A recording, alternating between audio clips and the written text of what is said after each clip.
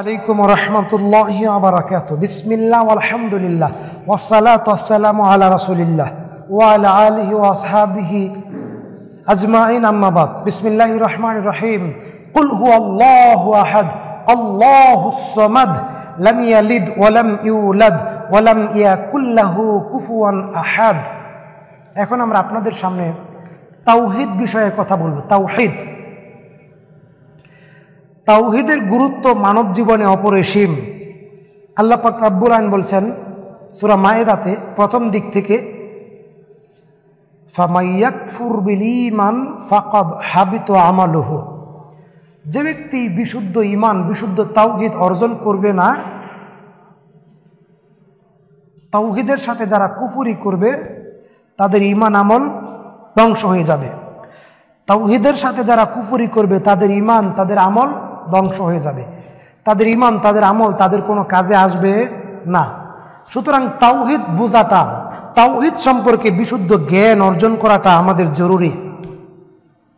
তাওহীদ শব্দের অর্থ হচ্ছে একত্ববাদ, এক আল্লাহতে বিশ্বাস করা, এক আল্লাহকে মেনে চলা। পৃথিবীর সমস্ত নবী রাসূলগণ তাওহীদের দাওয়াত দিয়েছিলেন। ইয়া কওমি ইবুদুল্লাহ মা লাকুম মিন ইলাহিন গায়রি।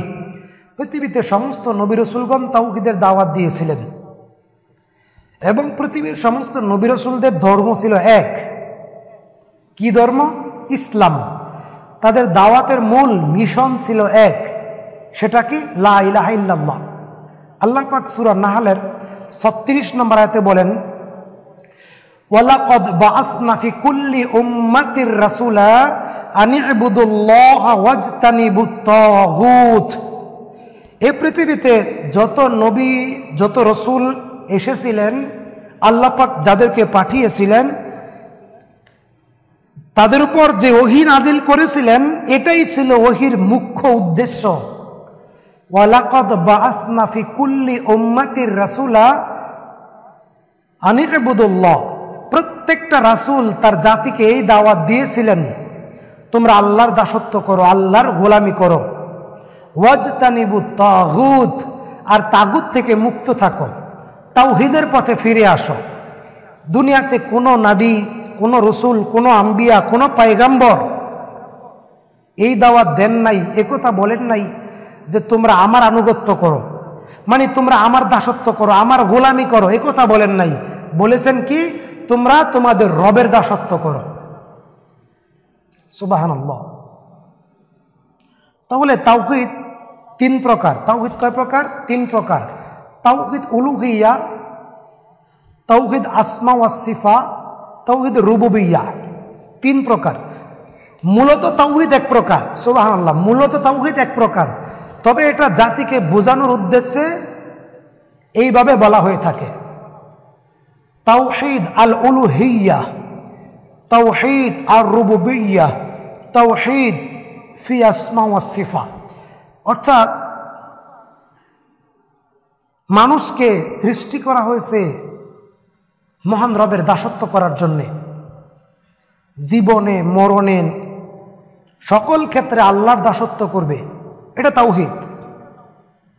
কল্যাণের মালিক, অকল্যাণের মালিক, সন্তান দেওয়ার মালিক, সন্তান না দেওয়ার মালিক, সুস্থ করার মালিক, অসুস্থ করার মালিক, ধন দেওয়ার মালিক, ধন কেড়ে নেওয়ার মালিক, ইজ্জত দেওয়ার মালিক, ইজ্জত বেইজ্জত করার মালিক কে? আল্লাহ। এবং ইলাহ, ইলাহ হিসাবে, রব হিসাবে, স্রষ্টা হিসাবে, প্রতিপালনকারী হিসাবে, আইন বিধান দেওয়ার মালিক হিসাবেও আল্লাহ রাব্বুল আমিন এক, ও অদ্বিতীয়, তার কোনো শরীক নাই। এগুলো তাওহীদের মূল কথা। এই জমিন আল্লাহ সৃষ্টি করেছেন, আল্লাহর বিধান মতো চলবে, এবং এই জমিনে কোনো প্রকার শিরিক থাকতে পারবে না। এই জমিনে কোনো প্রকার শিরিক চলবে না। যেমন সৌদি আরব কোনো দরবার, দরগা, খানকা, মাজার, পীর বাবা, ল্যাংটা বাবা, ফকির বাবা এগুলো নাই। আছে? নাই। কারণ সৌদি আরব তাওহীদের ভূমি, সৌদি আরবের জমিন তাওহীদের জমিন, সৌদি আরব পবিত্র ভূমি। সুবহানাল্লাহ। কিন্তু আমাদের দেশটা কিন্তু পবিত্র ভূমি নয়। আমাদের দেশে লক্ষ লক্ষ মাজার, লক্ষ লক্ষ পীর। আমাদের দেশের মানুষ তো তাওহীদ বুঝে না। তাওহীদ ফি আসমা ওয়া সিফাত, আল্লাহ রাব্বুল আমিনের গুণাবলীতে মানুষ শিরিক করে। আল্লাহ রাব্বুল আমিনের গুণাবলীতে মানুষ শিরিক করে। আল্লাহ পাকের সিফতি, আল্লাহ পাকের সিফাত, সুবহানাল্লাহ, আল্লাহ পাকের সিফাত নিয়েও মানুষ গুনাহ করে, অন্যায় করে, শিরিক করে। সুতরাং তাওহীদ আল উলুহিয়্যা, তাওহীদ আর রুবুবিয়্যা, তাওহীদ ফি আসমা ওয়া সিফাত, এটা বজায় রাখতে হবে। এটা কোনোভাবেই যেন নষ্ট না হয়, কোনোভাবেই যেন ওয়ালাম ইয়ালবিসু ঈমানাহুম যুলমান, মানে ঈমানের সাথে কোনোভাবেই যেন জুলুম, শিরিক মিশ্রিত না হয়। নবী সাল্লাল্লাহু আলাইহি সাল্লাম যখন দাওয়াতের জীবনের শুরুতে 3 বছর তো গোপনে দাওয়াত করেছিলেন। 3 বছর তাওহীদের দাওয়াত, ইসলামের দাওয়াত, কোরআন হাদিসের দাওয়াত গোপনে গোপনে দিতেন।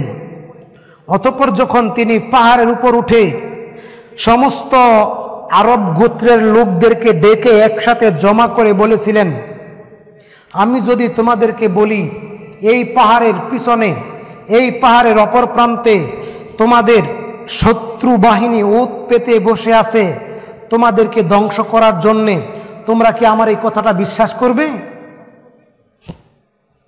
জি, বিশ্বাস করব। আমি যদি তোমাদেরকে বলি তোমরা যদি একটা কথা মেনে নাও, তাহলে অনারব বিশ্ব দুনিয়ার অন্য সমস্ত মানুষ তোমাদেরকে জিজিয়া দিবে, তোমাদেরকে কর প্রদান করবে, তোমরা কি আমার সে একটা কথা মানতে পারবে? নেতারা কিন্তু নেতৃত্ব পাইলে খুশি হয়, এটা আপনাদের মনে রাখতে হবে। তখন সবাই বলল, জি, মা জাররাবনা ইল্লা সাদিকান, আপনার নিকট থেকে আমরা কোনো দিন মিথ্যা কথা শুনি নাই, আপনার নাম তো আল আমিন।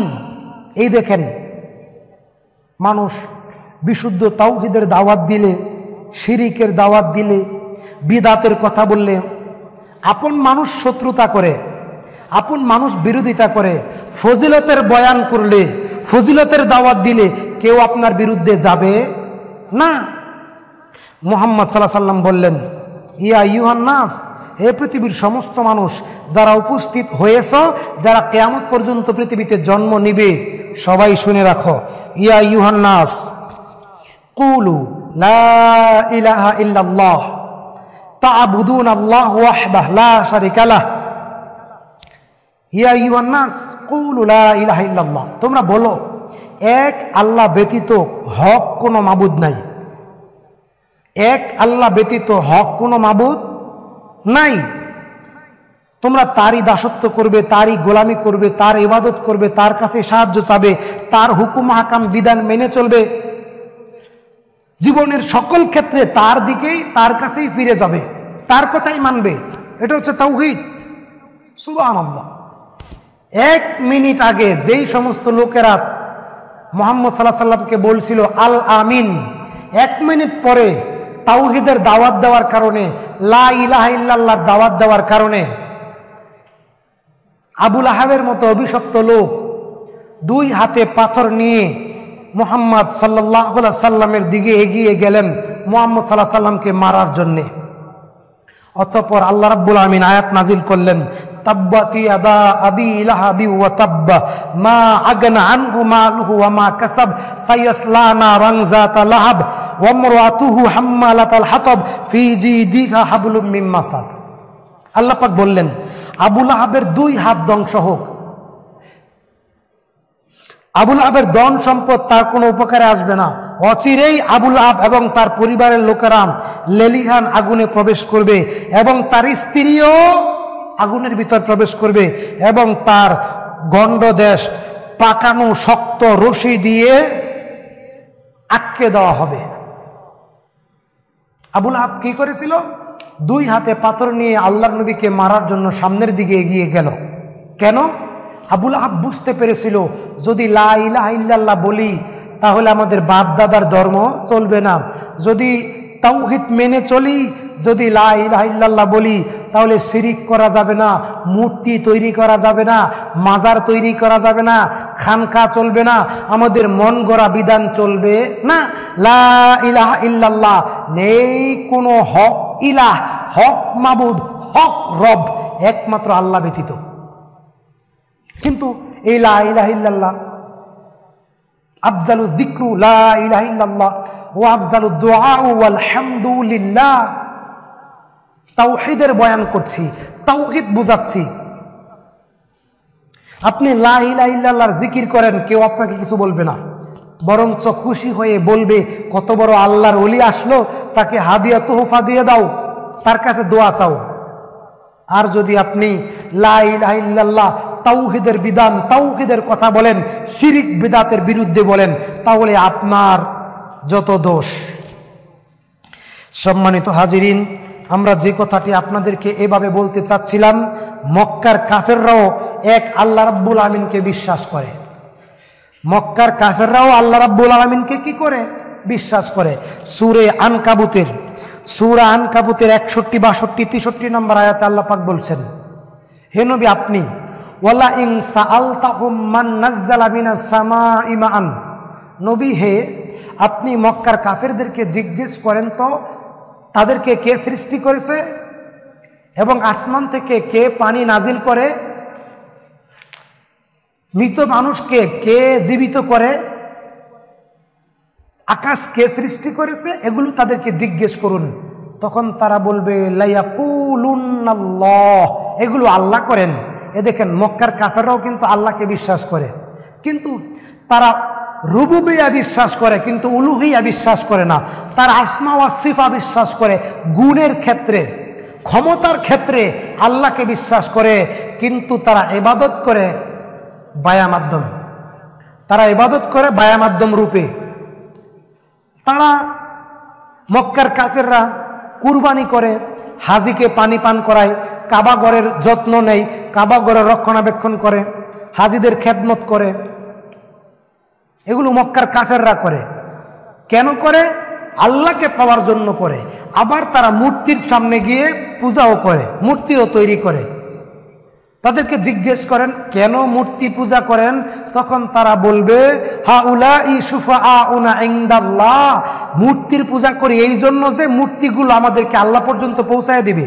তাহলে আমাদের দেশের মুসলমানদেরকে জিজ্ঞেস করেন কেন তোমরা পীরের কাছে মুরিদ হও, কেন তোমরা মাজারে দান করো, মাজারে সিজদা করো, মাজারে যাও, তখন তারা বলবে এই পীর বাবা আমাকে আল্লাহ পর্যন্ত পৌঁছায় দিবে, এই দরবারওয়ালা দরগাওয়ালার নিকটে আসি আল্লাহকে পাওয়ার জন্যে। ওয়াল্লাহি নাফসি বিয়াদিহি, আমি আল্লাহর নামে কসম করে বলি মক্কার কাফেরদের সাথে এই সমস্ত মুসলমানের কোনো পার্থক্য নাই, এবং ওই সমস্ত মানুষদের কোনো পার্থক্য নাই যারা আল্লাহর আইন বাদ দিয়ে মানব রচিত বিধান দিয়ে সবকিছু পরিচালনা করতে চায়।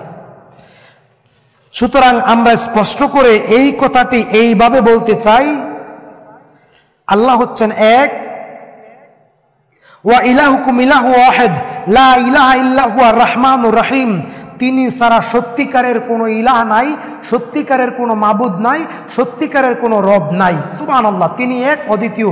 জীবনের সকল ক্ষেত্রে তাওহীদকে যদি আপনি বজায় রাখতে না পারেন, যেমন আমাদের দেশে আকীদার ব্যাপারে অনেকের পচা আকীদা, অনেকেই বলেন কালবুল মুমিনুন আরশুল্লাহ, কুলুবুল মুমিনুন আরশুল্লাহ, মুমিনের কলবের ভিতরে আল্লাহর আরশ। নাউজুবিল্লাহ, এটা হিন্দুদের আকীদা। কি বলেন? এটা হিন্দুদের আকীদা, এটা খ্রিস্টানদের আকীদা, এটা মুশরিকদের আকীদা, মুসলমানদের আকীদা। আর রহমান আলাল আরশ ইস্তাওয়া, আল্লাহ পাক সাত আকাশের উপরে আরশে আজিমের উপরে আছেন। সুবহানাল্লাহ, আল্লাহ পাক রব্বুল আমিন নিরাকার নয়, আল্লাহ পাক রব্বুল আমিনের আকার রয়েছে, তার হাত রয়েছে, তার কান রয়েছে, তার পা রয়েছে, তার চোখ রয়েছে। সুবহানাল্লাহ, তবে এগুলো কেমন? তিনি যেমন তেমন। বিশুদ্ধ আকীদা, বিশুদ্ধ মানহাজ। সুবহানাল্লাহ, ইমাম শাফি বলছেন এই সমস্ত বিষয়ের ব্যাপারে প্রশ্ন করা নিষেধ। যতটুকু হাদিসের কোরআনের ভিতরে আছে অতটুকুর উপরে ঈমান আনা ওয়াজিব। আল্লাহর হাত আছে, কেমন? আল্লাহর আঙ্গুল আছে, কেমন? কোনো প্রশ্ন চলবে না। আল্লাহর হাত যেমন থাকলে তার শানে মানায়, আল্লাহর পাও আছে, যেমন থাকলে তার শানে মানায়, তিনি তো রব। সুবহানাল্লাহ। কুল হুয়াল্লাহু আহাদ আল্লাহুস সামাদ লাম ইয়ালিদ ওয়া লাম ইউলাদ ওয়া লাম ইয়াকুল লাহু কুফুয়ান আহাদ। আল্লাহ এক ও অদ্বিতীয়, তার কোনো শরীক নাই, তিনি কাউকে জন্ম দেননি, কারো কাছ থেকে জন্ম নেননি। সুবহানাল্লাহ। এবং তার সমকক্ষ কেউ নাই। আল্লাহু আকবার। এটা হচ্ছে তাওহীদের পরিচয়। আল্লাহ পাক রব্বুল আমিন আমাদের সবাইকে বিশুদ্ধ তাওহীদের জ্ঞান অর্জন করে বিশুদ্ধ ঈমান নিয়ে দুনিয়াতে জীবনযাপন করার তৌফিক দান করুন। আমিন। ওয়া আখিরি দাওয়ানা আনিল হামদুলিল্লাহি রাব্বিল আলামিন।